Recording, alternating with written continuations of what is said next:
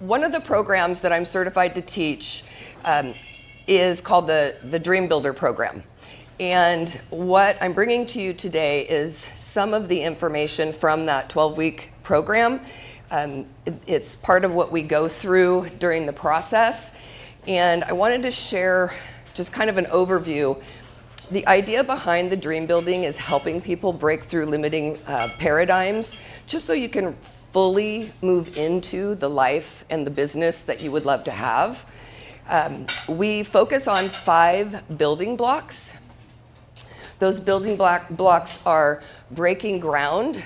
And breaking ground is when we teach you about just recognizing the paradigms that are coming up and learning how to notice what you're paying attention to, how to reframe maybe some of the thinking that you're having so that you can be open and move into looking at the next step, which is blueprinting. And that's really designing a life you love. So we call it writing a vision. It could be your goal sheet. It could be what would I love, whatever name you want to give to it. I love this saying that most people spend more time planning their weekend activities than they do planning a life they would love. I think that the visioning part is really important. We write it in the Brave Thinking Institute way of doing things, and we revisit it often because we're ever evolving. So don't be afraid to write it down because it doesn't mean you're committed to it. It's not one and done. I did not have life coach in my vision 3 years ago. I did not have life coach in my vision 2 years ago. So you just don't know what it's going to bring. But I visioned, and then I upped my vision, and I upped my vision. So write it, talk it, record it, listen to it. I listen to it in the car. There's lots of opportunities to do that. Don't be afraid of it. Try it on. And no dream or vision is too big or small. So if visioning sounds too big, just come up with one thing you would love and focus on that one thing. The third part is called bridging. And that's what I'm going to focus on sharing that information with you today. The fourth block is called building. And building is when we really help you to come up with a plan of action and take strategic steps to move you in the direction of your dreams. And then becoming is the final block. And becoming is helping you to really understand how to live in the vision and come from the vision. Not to see it as a place you're going to, but to walk around in the world as if it already is. I remember practicing that for the first time, and it was in this very room when I introduced myself as a life coach. Did I believe it yet? No, but I did it. And the more I introduced myself that way, the more I was able to walk in the world, around in the world as that person that was in my vision. And today I fully own and embrace it. It's a great process to go through. So before we get into the 5 Ds, let's talk a little bit about paradigms. You guys shared some doozies, right? And fear was a really, really big one. Fear comes up for a lot of us. It's definitely one of my triggers, for lack of a better word, but fear is something that often has, up until now, held me back when I've had major financial decisions to make. That's when it really gets me. Like if it's a big investment, like my coaching, it's like, it's how much? Oh boy. And then I get fear and I come up with all the reasons why I shouldn't do it or can't do it or won't do it or husband won't support it or whatever story I can come up with. But I've learned to overcome those things. So paradigms, they're just a collection of beliefs and stories that you have been telling yourself for a very long time.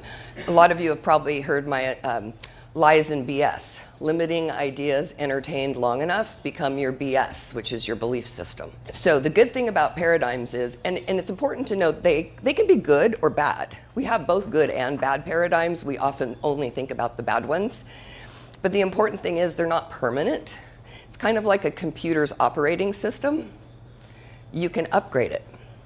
You can also downgrade it. So you want to be careful what your thinking is. And navigating the bad paradigms or negative paradigms, you got to watch those because they're really sneaky. They're not going to show up and say, Ann, I'm here to destroy your dreams. They don't do that. They show up in ways to make you feel comfortable, like they're protecting you. They don't want you to get your feelings hurt. They don't want you to get scared. They want to keep you status quo. So one of the ways I like to describe it is the thermostat analogy. So you know how on a thermostat you can set it to a certain degree, and if it's too cold, it kicks on. If it's too hot, it turns off. It's kind of your set point, right? We're the same way. And our paradigms, they are paying attention to what you're doing and what you're thinking.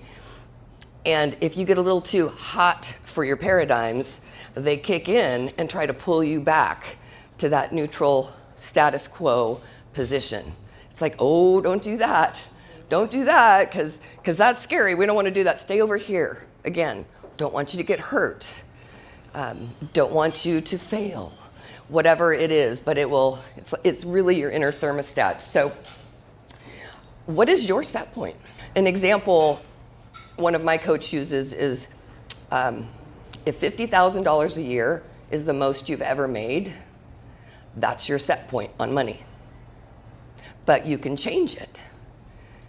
And then everyone freaks out, right? All the paradigms come up about why they can't. But in order to change your set point, it requires new thinking and action. Sorry, you actually have to do things differently. You know, we've all heard those things, keep doing the same thing, you're gonna get the same results, right? It's no different with dream building. I mean, that's what it's all about.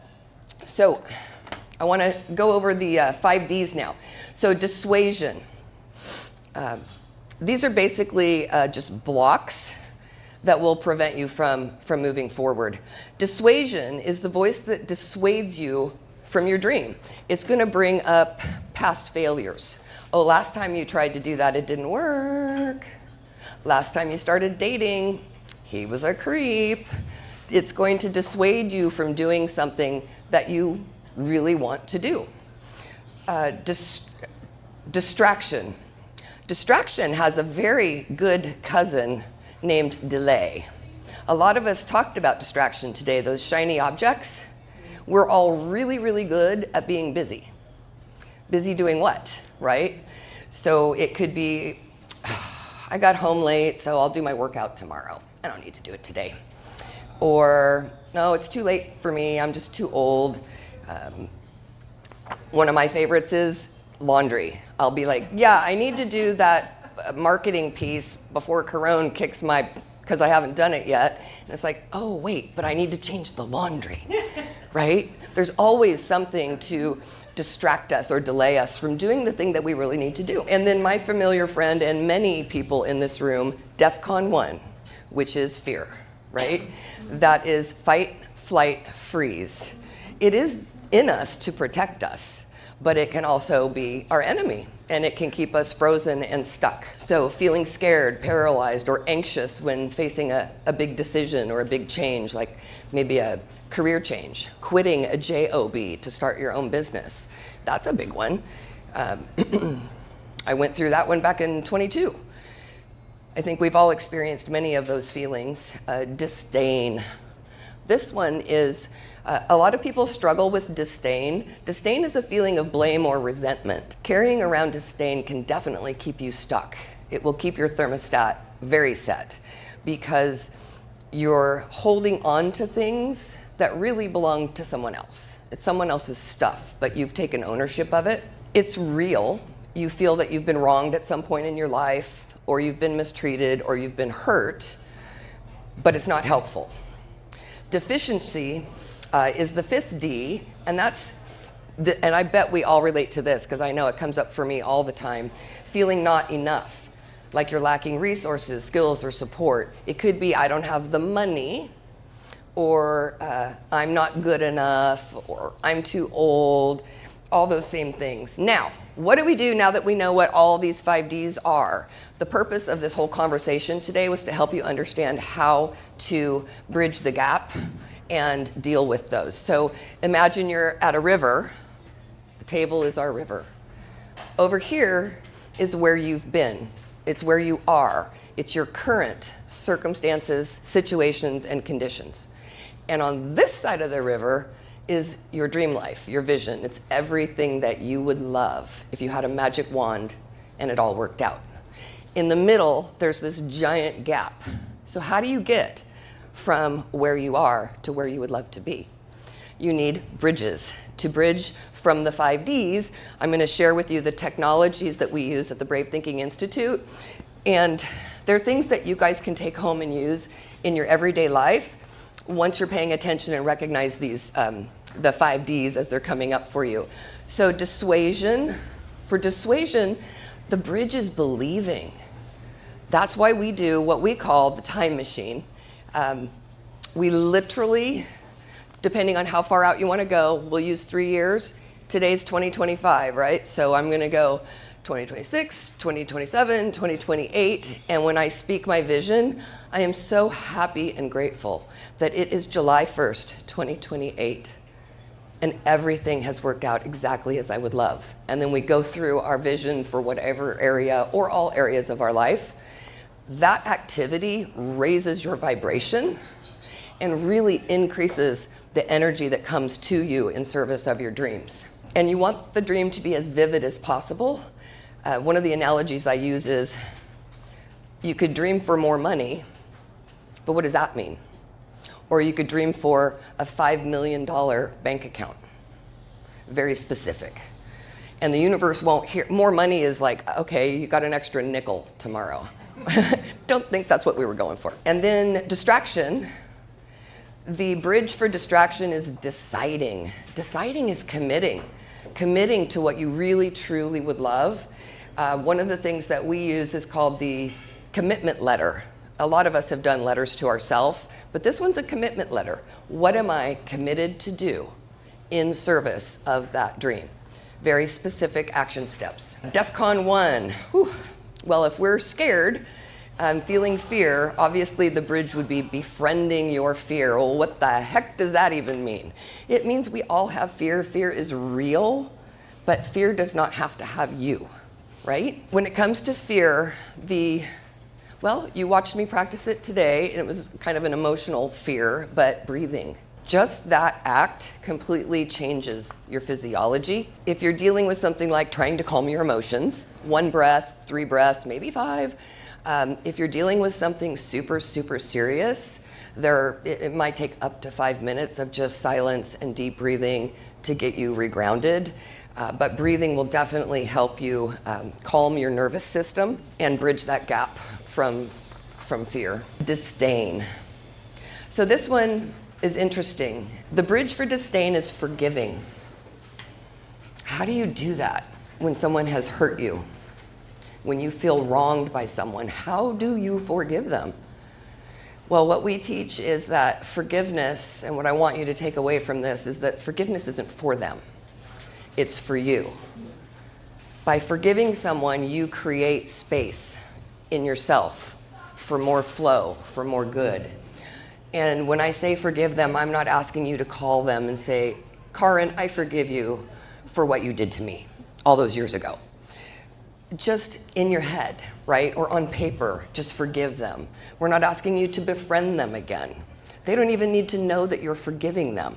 It's truly just to create energetic space for yourself. And then deficiency, if you're feeling lacking in something, what do you think is the best way to get past deficiency? Any guesses? Giving. Yeah, increase. Yeah.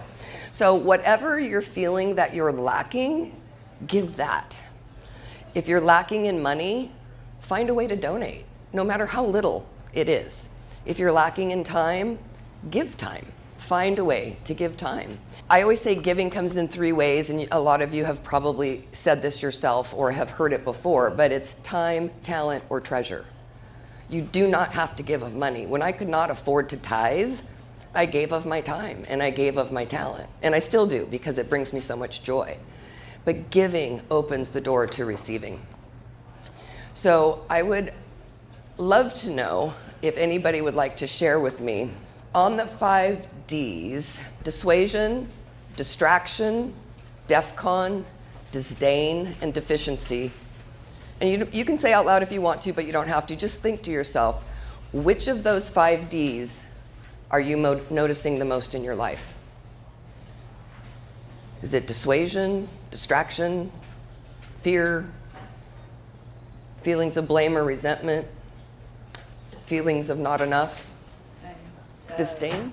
No, dissuasion. Dissuasion? Actually, me and my brain have an argument a lot. My brain and I have arguments. Well, okay, good noticing. Oh, I do a lot of noticing. Right? Yeah. So and that's the important thing, is the noticing. That's part of what we teach, like in the beginning of the program, but it's noticing, paying attention to what you're thinking about. We've all heard this so many times, and I know I've said that multiple times, but we're such a great group of people and so many coaches in the room. But what you think about, you bring about, right? So that would work in the abundance piece, but also there's so much negative crap out there, right? You can choose to watch the TV and be in the energy of all that negative crap coming at you, or you can choose to turn it off and turn on some music you like, maybe dance around the house naked, whatever boat floats your boat. Woo, woo, why not? If you haven't tried it, Body Groove is really fun. You can do it fully clothed. It's like fun dances, kind of loosey-goosey, similar to Transcendence in a way. Transcendence is a dance program, one of the Brave Thinking faculty teaches, and Carrie is about to be certified in. Yay! So when we reflect on bridging, now that you've kind of identified which of those 5 Ds is bringing you down, when you think about bridging, what technology are you going to be using? Let's just say this week. Notice when that D comes up and think about what bridging technology you're going to use to bridge that gap. And that's really the bulk of the information I want to share, but I'd love to close with kind of an analogy or story about bamboo. Do you know that when you plant a seed of bamboo, the first year, if you tend it carefully and water it perfectly, it might grow 2 inches. If you care for it and water it the next year, it might grow 2 more inches. Same in the 3rd, same in the 4th. And in the 5th year, if you have continued to care for it and water it, it can grow 19 feet in a matter of weeks. That is what you're learning today. This is your root system. This is the stuff that's happening underground that nobody sees it. So don't give up. Just believe in yourself. Keep practicing, keep paying attention, and it might not happen as fast as you'd like. All dreams have different gestation periods. Some are quick, some take years. But just keep watering yourself, keep growing. That's it. Thank you.